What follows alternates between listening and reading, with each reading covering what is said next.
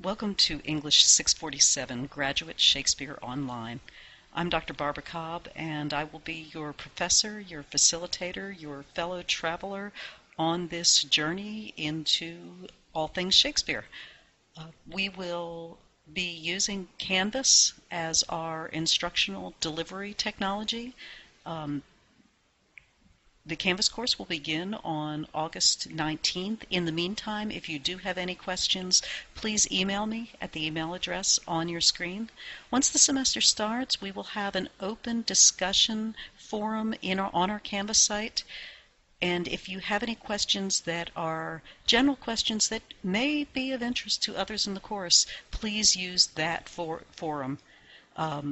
Individualized questions still would go to the email address. The course will be offered as an asynchronous course, which means that there will not be any particular days or times when you must be logged onto your computer or onto our Canvas course. This will give you the facility to go about the other things that you need to go about in your life while still being able to participate fully in the course. That doesn't mean we won't have deadlines, and those deadlines we'll have some deadlines that are weekly or bi-weekly, and you'll need to make sure that you budget your time accordingly to make sure that you meet all of those deadlines. For this course, you will need a computer with webcam. You don't need to know how to use your webcam. The assignments in which you will use your webcam, your audio or your video, will provide you with click-throughs that will find your webcam and activate it as we work forward. You will need regular internet access. If your internet access at home is spotty or sporadic, you will need to find a place, if you're near campus, on campus, or someplace else, wherever you are, where you have regular and non-sporadic internet access. You'll need to set aside time every week to complete primary and secondary source readings, to complete quizzes, to complete required assignments, and to keep up with the timetable. All web courses require an incredible amount of self-discipline, so do be sure to be managing your time and your work so that you make sure that you keep up with our schedule. And of course, for a Shakespeare course, you'll need the will to learn.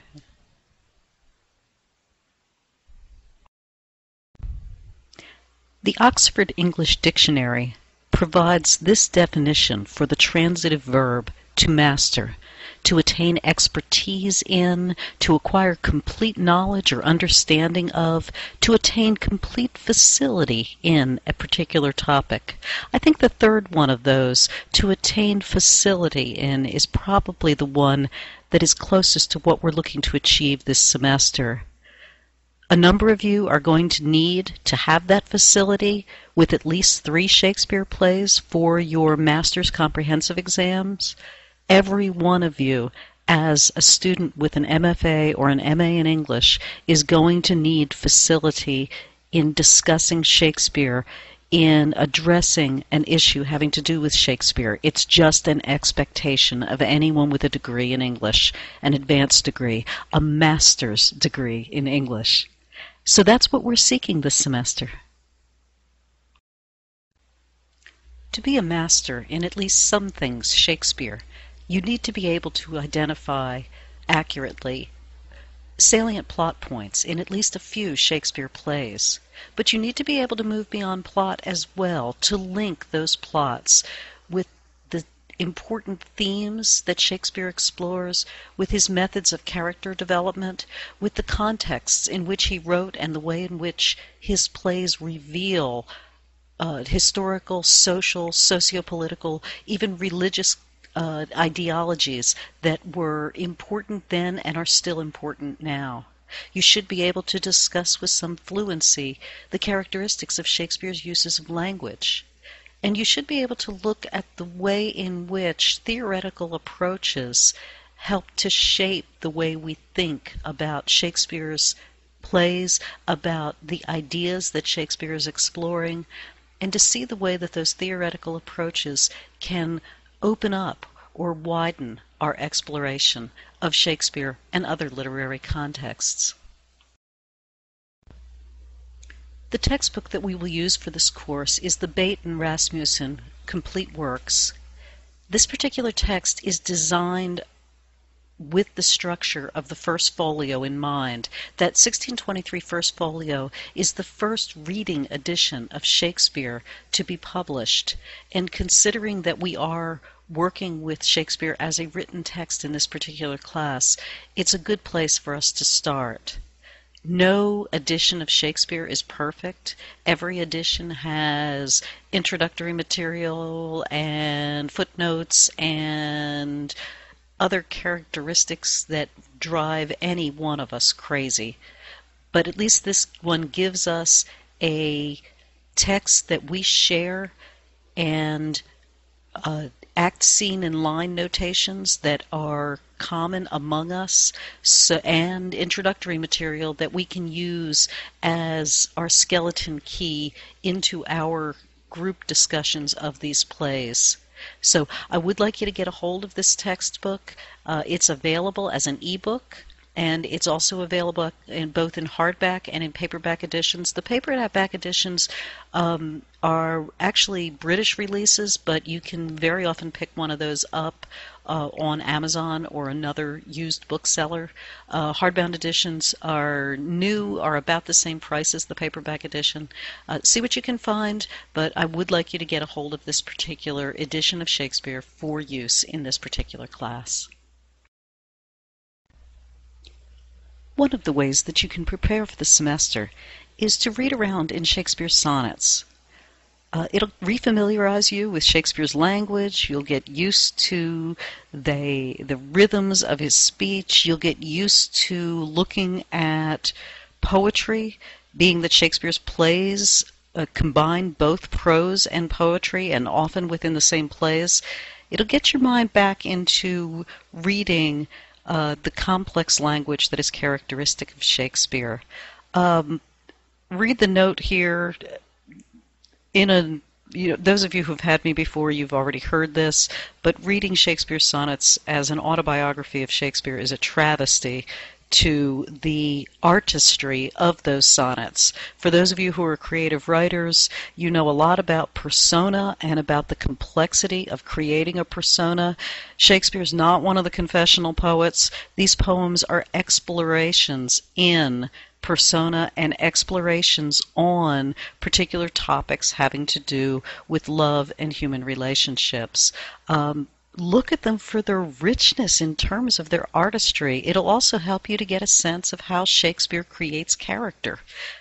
He is playing with the first-person character in these poems, not using one character, not writing as himself, but playing with that idea of character as he works forward.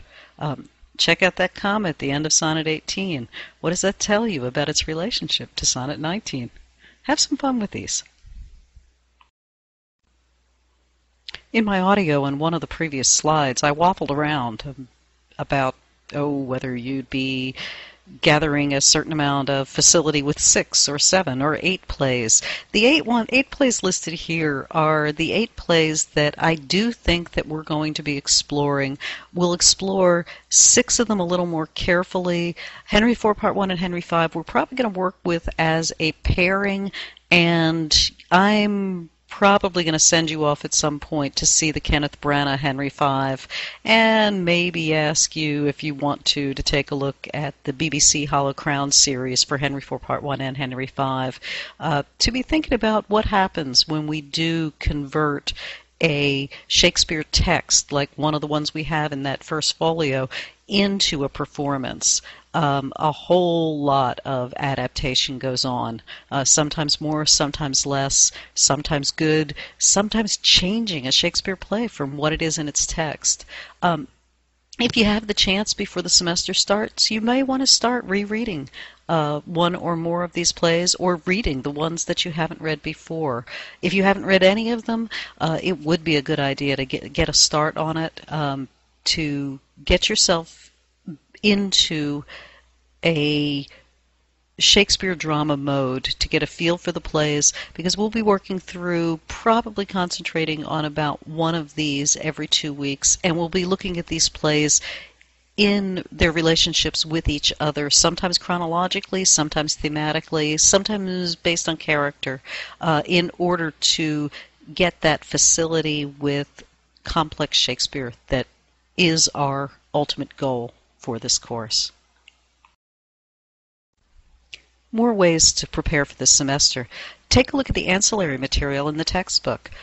Be sure to read critically, though. For example, when our editors are talking about Shakespeare's black characters, there is no evidence that Shakespeare ever put an white actor in blackface on stage. Now, his contemporary Ben Jonson, in his Mask of Blackness, absolutely did have pasty white English ladies made up with charred cork in order to be blackened in a plot that has them going from blackened to being whitened in a celebratory mask, M-A-S-Q-U-E, that was intended to glorify these English ladies. But Shakespeare's texts don't work that way. Even Othello is described as a Moor of Venice, an individual of Moorish extraction. That could be ancestrally, it could be by birth, but he's a Venetian. And Moor at that time, of course, if we're thinking about the historical context in which Othello takes place, southern Spain is controlled by the Moors up until 1492. So read with an eye for caution, read with an eye for things that just don't seem to click very well. And if you have questions, be sure to jump into our Canvas discussion forum, and I'll try to provide you with the historical background that you need in order to answer any of those questions. You know, should you feel that queasiness about something that our editors are saying. Another thing you can do to prepare is to watch Shakespeare or listen to Shakespeare. Listen to Shakespeare on audiobooks. Go get the Leonardo DiCaprio version or the Branagh version or the Mel Gibson version. Keep in mind that every single one of these is an adaptation. Also, if you've got the opportunity to go to Nashville or Louisville or Chicago or Stratford or Utah Shakespeare or DC, you can see wonderful Shakespeare all over the country, and not at terribly expensive prices. Chicago Shakespeare, for example, has $20 student tickets that are easily accessible to you. Is any of this necessary? No, none of it's necessary, but it's another way to enhance your experience if it's something you want to do. And if it isn't something that you want to do, if you've got your hands full with 3 jobs and 4 kids to take care of for the rest of the summer until we get to that point on August 19th, then just sit back and do your other work. And when the semester starts, make sure you've set aside the time that you're going to need to jump right in to our exploration of Shakespeare. On August 19th, be sure that you log in to our Canvas site. I will try to get it up and running before that date, but I guarantee you that on that date, our site will be up and running, and you'll be able to jump in and start figuring out exactly how you are going to meet deadlines and cover the work that needs to be done over the course of the semester. And of course, anytime you have questions, email me, bcobb@murraystate.edu. On Canvas, of course, you'll have a syllabus and a schedule. I just did want to give you an idea of the kinds of assignments that will be required. There will be 7 quizzes.